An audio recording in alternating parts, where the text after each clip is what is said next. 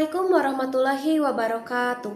Pertama-tama saya ucapkan puji serta syukur kepada Allah Subhanahu wa taala karena atas berkat dan hidayahnya saya bisa menyelesaikan ujian tengah semester mata kuliah apresiasi prosa fiksi ini secara tepat waktu. Salawat serta salam tak lupa selalu tercurah limpahkan kepada junjungan kita yakni Habibana wa Nabiyana Muhammad Sallallahu Alaihi Wasallam, kepada para sahabatnya, para keluarganya, hingga sampai kepada kita selaku umatnya. Amin ya Allah ya Rabbal Alamin. Sebelumnya, perkenalkan nama saya Syara Alul Fuadiyah dari kelas 1A dengan NIM 25882012001. Pada kesempatan kali ini, saya akan mempresentasikan hasil analisis saya yang berjudul menyajikan hasil analisis novel berdasarkan unsur intrinsik dan ekstrinsiknya dari novel yang berjudul Laut Bercerita karya Leila S. Hudori. Selamat menyaksikan. Oke, baik, langsung saja pada sesi presentasi dengan judul menyajikan hasil analisis novel berdasarkan unsur intrinsik dan ekstrinsiknya. Novel yang saya ambil kali ini berjudul Laut Bercerita, karya Leila Sahila Hudori. Ringkasan ceritanya adalah mengisahkan perjuangan aktivis mahasiswa pada masa Orde Baru. Cerita ini dibagi menjadi dua sudut pandang yang berbeda. Bagian pertama diceritakan dari sudut pandang Biru Laut Wibisana, yaitu seorang mahasiswa sastra Inggris Universitas Gadjah Mada pada tahun 1990-an. Ia dan teman-temannya seperti Kinan, Alex, dan Daniel membentuk kelompok Wirasena untuk melawan rezim otoriter melalui diskusi sastra terlarang dan aksi bela petani. Pada tahun 1998, mereka ditangkap, disiksa, bahkan sebagian menghilang setelah pengkhianatan. Bagian kedua dari sudut pandang Asmara Jati, yaitu adik dari tokoh laut pada tahun 2000 sampai 2007, yang mencari kakaknya bersama keluarga dan mendirikan lembaga untuk korban penghilangan negara. Selanjutnya, pengenalan novel yang terdiri dari tokoh utama, latar tempat, latar waktu, dan latar suasana.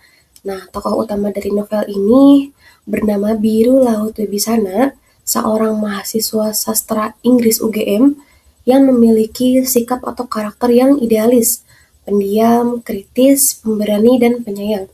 Ia juga menjadi pemimpin kelompok Wirasena yang hilang diculik pada tahun 98. Kutipan yang mendukungnya adalah gerakan mahasiswa Ginatra sudah dideklarasikan secara serentak di beberapa kota. Kaki rasanya gatal jika kami hanya berdiskusi sepanjang abad tanpa melakukan tindakan apapun. Kutipan ini menyatakan bahwa sikap Biru Laut yang idealis. Yang kedua adalah latar tempat. Novel ini berlatar di beberapa daerah meliputi daerah Yogyakarta, seperti Sayegan, Rumah Diskusi, Solokan Mataram, dan lain-lain.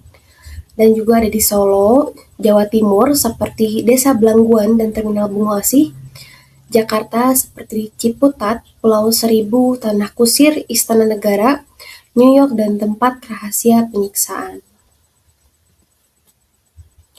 Selanjutnya adalah latar waktu, mencakup era Orde Baru pada tahun 1991 sampai 1998 dan pasca reformasi pada tahun 98 sampai 2007.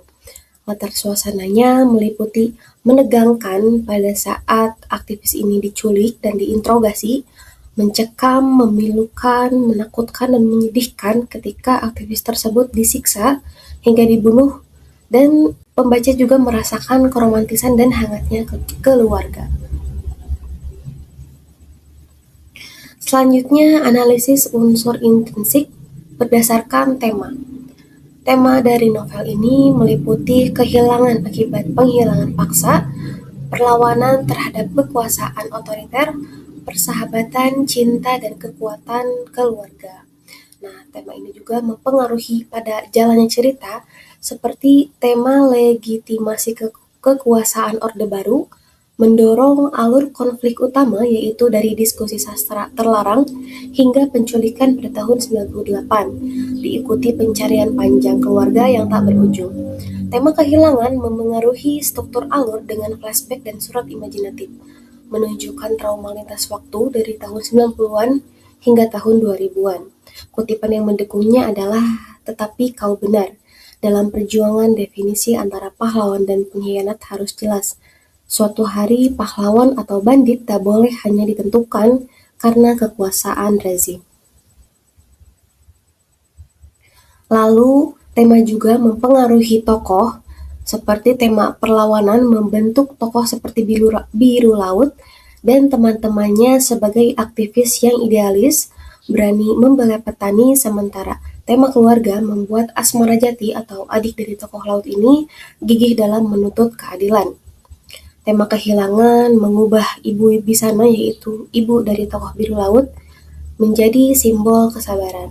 Kutipan yang mendukungnya adalah, "Perlawanan hadir dalam bentuk yang lebih sunyi namun bermakna.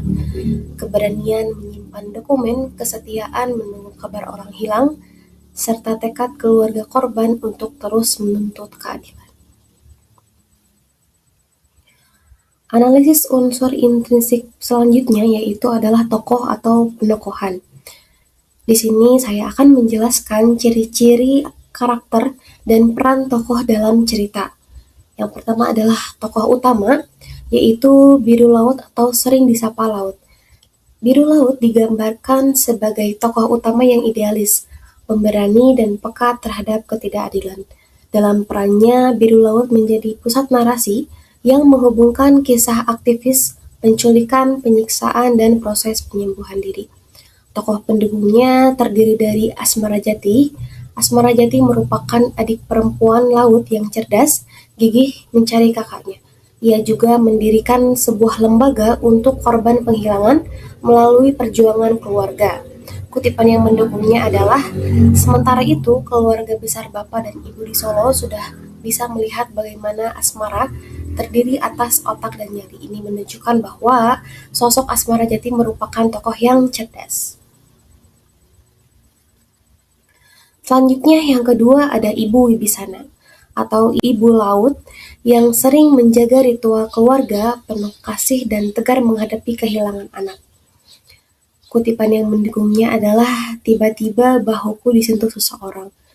Aku menoleh, astaga, Ibu dan Anjani. Mereka mengenakan blus hitam, rok hitam dan membawa foto Mas Laut." Kutipan ini saya ambil dari sudut pandang Asmara Jati ketika ia melakukan aksi kamisan dan pada akhirnya Ibu dan Anjani juga bisa ikut dalam aksi kamisan tersebut. Yang ketiga adalah Alex Perazon. Alex Perazon merupakan teman seperjuangan Laut sejak kuliah. Ia juga merupakan aktivis setia dalam aksi bela petani dan diskusi sastra. Alex merupakan anak yang baik dan sopan. Kutipan yang mendukungnya, ditambah tutur katanya yang santun, rambut ikal keriting, alis tebal, dan raut wajah yang agak berbau Portugis itu. Lalu yang keempat ada Daniel. Daniel merupakan anggota kelompok Wirasena, teman laut yang ikut diculik dan disiksa. Sikap Daniel juga memiliki sikap yang unik, yaitu cerewet dan mudah mengeluh. Kutipan yang mendukungnya adalah, sikap Daniel yang kritis dan selalu mengeluh. Yang kelima adalah Sunu. Sunu adalah teman laut aktivis pemberani yang terlibat dalam perlawanan terhadap rezim. Kutipan yang mendukungnya adalah, Sunu mempunyai julukan si bos bijak. Yang keenam adalah Bram atau Arifin Bramantio, merupakan senior tokoh laut. Ia juga aktivis santun, pemberani, dan mempunyai semangat yang tinggi. Kutipan yang mendukungnya adalah, tetapi ternyata dia seorang yang penuh strategi dan penuh ledakan. Dia tahu kapan harus menyimpan tenaga dan kapan harus bersiasat dan bergerak. Yang ketujuh adalah Kasih Kinanti atau sering disapa Kinan. Kinan merupakan teman perempuan laut yang tenang, lembut, jenius, tetapi realistis dalam kelompok. Kutipan yang mendukungnya adalah, segala monolog teater yang dipersiapkannya gugur seketika karena dia baru menyadari betapa jeniusnya Kinan. Yang kedelapan adalah Ratih Anjani atau sering disebut Anjani, merupakan kekasih laut yang pintar menggambar sketsa. Dia juga seseorang yang percaya diri, teguh pendirian, dan intens dalam cinta serta perjuangan. Kutipan yang mendukungnya adalah dia si pendongeng ulung dan akan memperlakukan tembok ini seperti panel komik. Maksudnya dia akan menggambar sketsa pada tembok ini seperti panel komik yang menggambarkan dirinya. Lalu yang terakhir, tokoh pendukungnya adalah Gusti. Gusti merupakan anggota kelompok penjahat atau intel yang menyiksa aktivis. Ia juga merupakan tokoh antagonis utama. Kutipan yang mendukungnya adalah, saat itulah dia melihat pengkhianat itu marah. Gusti Suroso, si fotografer busuk penggemar Blitz itu.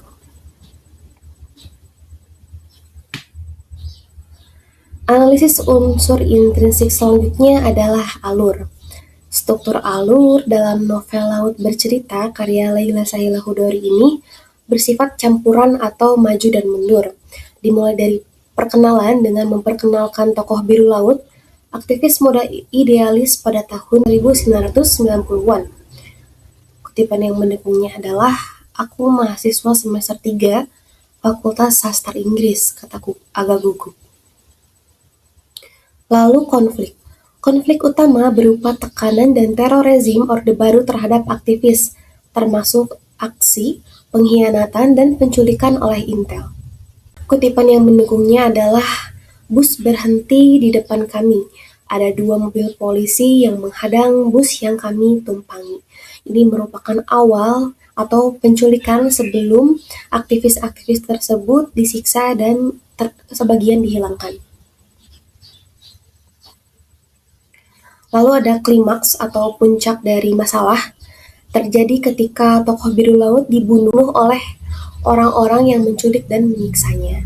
Kutipan yang mendukungnya adalah, lalu di dalam kegelapan itu, aku membayangkan ribuan ikan kecil berwarna kuning dan biru berkerumun menantikan kedatanganku. Maksudnya adalah tokoh biru laut ini dianggap dibuang ke laut, maka dari itu tokoh laut menjelaskan bahwa ia membayangkan ribuan ikan kecil berwarna kuning dan biru berkerumun menantikan kedatanganku. Yang terakhir adalah penyelesaian yang dilakukan oleh Asmara Jati dan teman-teman laut untuk mendirikan Komisi Orang Hilang dalam mengungkap kasus aktivis yang lenyap dan menuntut keadilan. Kutipan yang mendukungnya adalah, saat ini Komisi Orang Hilang mendata orang-orang yang belum kembali, meskipun sampai saat ini aktivis tidak pernah kembali. Lalu selanjutnya adalah latar, yang terdiri dari latar tempat, waktu, dan latar suasana. Novel ini berlatar di berbagai tempat, misalnya di Rumah Sayegan Yogyakarta, yaitu rumah diskusi, dan melaksanakan diskusi sasar terlarang.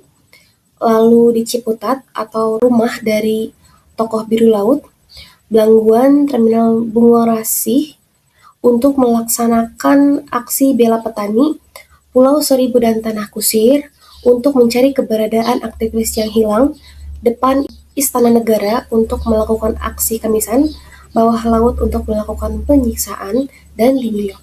Kutipan yang mendukungnya salah satunya adalah, tentu saja lokasi Sayegan di Desa Pete Margoda di Godean ini adalah sebuah pilihan yang tepat. Selanjutnya adalah latar waktu. Latar waktu berlangsung pada masa Orde Baru menuju Reformasi, secara khusus meliputi tahun 91 sampai 2007-an. Kutipan yang mendukungnya adalah, bulan Juli pada tahun 1996, setelah tragedi penyerangan kantor partai di Jalan Diponegoro, semua anggota Wirasena dan Widatra diburu. Lalu yang terakhir adalah latar suasana, yang didominasi oleh rasa ketakutan, ketegangan, kekhawatiran, dan kesedihan, diselingi kehangatan persahabatan dan kasih sayang keluarga. Kutipan yang mendukungnya adalah, suara debur jantungku seolah bersatu menjadi sebuah orkestra rasa takut kami bersama. Dan analisis unsur intrinsik yang terakhir adalah amanat. Pesan yang disampaikan diantaranya yang pertama kewaspadaan dan kehati-hatian dalam menaruh kepercayaan. Kutipan yang mendukungnya adalah pengkhianat ada di mana-mana, bahkan di depan hidung kita laut. Kita tak bisa tahu dorongan setiap orang itu berkhianat. Yang kedua adalah pentingnya keadilan dan perjuangan menegakkan demokrasi. Kutipan yang mendukungnya adalah senjata para mahasiswa itu adalah bergerak.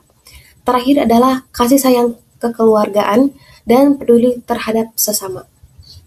Kutipan yang mendukungnya adalah ritual makan hari Minggu itu ditambah ritual baru Bapak untuk membersihkan kamar Mas Laut dan mengelap bukunya satu persatu.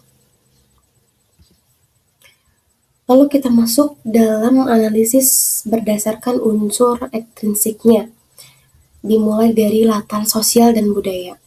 Kondisi sosial pada saat itu adalah era Orde Baru dan represi politik. Kutipan yang mendukungnya adalah karena peristiwa penangkapan para aktivis masih saja menggelayuti Yogyakarta. Membawa-bawa fotokopi buku karya Pramudia Anantatur sama saja dengan menenteng bom. Kami akan dianggap berbahaya dan pengkhianat. Kutipan ini menggambarkan kondisi era Orde Baru pada saat itu. Yang selanjutnya adalah kondisi budaya. Kondisi budaya pada saat itu meliputi kehidupan keluarga, tradisi, dan kebersamaan. Kutipan yang mendukungnya adalah tengkleng buatan ibuku tak ada tandingannya. Sejak kecil, Asmara dan aku ikut membantu memasak. Selanjutnya adalah analisis unsur intrinsik, latar belakang penulis. Penulis novel Laut Bercerita ini adalah Laila Sahila Hudori atau sering kita kenal dengan sebutan Laila S. Hudori. Novel Laut Bercerita ini terbit pertama kali pada tahun 2017 melalui penerbit Kepustakaan Populer Gramedia atau KPG. Beberapa hal yang memengaruhi karya Laila Sahila Hudori ini termasuk Laut Bercerita, antara lain adalah latar belakang keluarganya dan pendidikannya pada dunia wartawan. Yang kedua adalah peristiwa sejarah dan dokumen wartawan. Terakhir, bakat dan pengalaman literer sejak kecil. Lalu analisis unsur ekstrinsik, yaitu konteks sejarah. Novel Laut Bercerita karya Laila Sahila Hudori sangat dipengaruhi oleh sejumlah peristiwa sejarah dan kondisi sosial politik di Indonesia, khususnya pada masa akhir Orde Baru. Yang pertama adalah dipengaruhi oleh tragedi penculikan dan penghilangan aktivis pada tahun 96 sampai tahun 98. Kutipan yang mendukungnya adalah dia menangkap sesuatu yang tak pernah kuutarakan, baik tertulis maupun verbal, bahwa aku tak yakin apakah aku akan mengalami Indonesia yang berubah. Asmara ada bunyi ketukan pada pintu. Yang kedua adalah iklim represif rezim pada Orde Baru. Kutipan yang mendukungnya adalah Bram Berdaham memberi kode agar kami segera berbalik arah melihat begitu banyak lelaki berambut cepak, berbaju sipil dan jelas membawa senjata di kantongnya yang seolah tengah menanti kami. Yang terakhir adalah dampak sosial dan trauma keluarga dan masyarakat. Kutipan yang mendukungnya, tiba-tiba saja kudengar raungan ibu. Dia menangis dan menyebut-nyebut nama Mas Laut. Bapak berdiri dan membimbing ibu ke kamar. Analisis unsur intrinsik selanjutnya adalah pengaruh ekonomi dan politik. Kondisi ekonomi dan politik pada masa Orde Baru sangat kuat memengaruhi suasana, konflik, dan arah cerita dalam novel Laut Bercerita karya Laila Sahila Hudori ini. Yang pertama adalah kondisi politik. Kondisi politiknya pada saat itu adalah rezim otoriter dan penindasan aktivis. Kutipan yang mendukungnya adalah si pengacau malah menemukan sebuah kartu. Astaga, kartu penduduk asliku dengan nama asli pula. Benar, dia biru laut, Sekjen Winatra. Yang kedua adalah kondisi ekonomi. Kondisi ekonomi pada saat itu adalah ketimpangan dan penderitaan masyarakat. Kutipan yang mendukungnya adalah salah satu tujuan berdirinya kelompok studi dan gerakan Winastra untuk mendiskusikan berbagai pemikiran alternatif guna melawan doktrin pemerintah yang sudah jelas dijejalkan kepada kita sejak Orde Baru berkuasa. Nah, yang terakhir sampai pada kesimpulan. Analisis unsur intrinsik menunjukkan bahwa Laut Bercerita adalah karya yang sangat kuat dalam menggambarkan ketegangan batin, perjuangan aktivis, dan dampak trauma politik terhadap individu dan keluarga. Sementara itu, unsur ekstrinsik memperkuat fiksi dan menjadikan novel ini sebagai bentuk kritik sosial sekaligus ingatan kolektif atas kekerasan negara. Setelah menganalisis cerita ini, saya terasa sekali kedalaman emosi dan keberanian moral yang ditunjukkan melalui tokoh-tokoh aktivis serta betapa rumitnya menyeimbangkan idealisme, kekhawatiran keluarga, dan resiko politik. Laut Bercerita penting untuk dibaca karena dapat memberikan gambaran nyata tentang kehidupan dan penderitaan aktivis pada masa Orde Baru. Juga bisa membangun empati terhadap korban kekerasan negara dan pada keluarga mereka. Terakhir, dapat menjadi kritik sosial terhadap sistem yang tidak adil yang tidak boleh dibungkam. Oke, terakhir saya mengucapkan terima kasih atas perhatiannya. Mohon maaf apabila terdapat banyak kesalahan. Sekian yang dapat saya sampaikan.